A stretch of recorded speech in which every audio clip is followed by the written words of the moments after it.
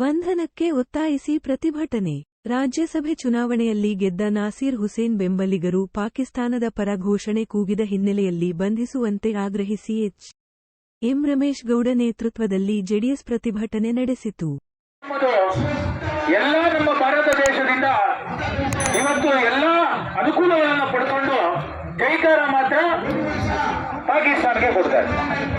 ಇದು ಯಾವ ರೀತಿ ಎಲ್ಲ ಒಂದ್ ಕಡೆ ಹೇಳ್ತಾ ಇದ್ರು ಇಂದಿನ ಹಿಸ್ಟ್ರಿನಲ್ಲಿ ಹಿಟ್ಲರ್ ಆಡಳಿತ ಅಂತ ಒಂದು ವೇಳೆ ಹೇಳ್ತಾ ಇದ್ರು. ಆ ಒಂದು ಸಂಸ್ಕೃತಿ ಇವತ್ತು ನಮ್ಮ ಭಾರತ ದೇಶಕ್ಕೆ ತರೋದ್ರಲ್ಲಿ ಕಾಂಗ್ರೆಸ್ ಅವರು ಮುಚ್ಚುಡಿಯಲ್ಲಿ ನಿಂತಿದ್ದಾರೆ. ಕಾಂಗ್ರೆಸ್ ಅವರು ರಾಜಕೀಯ ಮಾಡಲಿ, ಯಾರು ಬೇಡ ಅಂತ ಹೇಳಲ್ಲ. ಪ್ರಜಾಪ್ರಭುತ್ವ ವ್ಯವಸ್ಥೆಯಲ್ಲಿ ಜನಗಳ ತೀರ್ಮಾನನೇ ಅಂತಿಮ ತೀರ್ಮಾನ.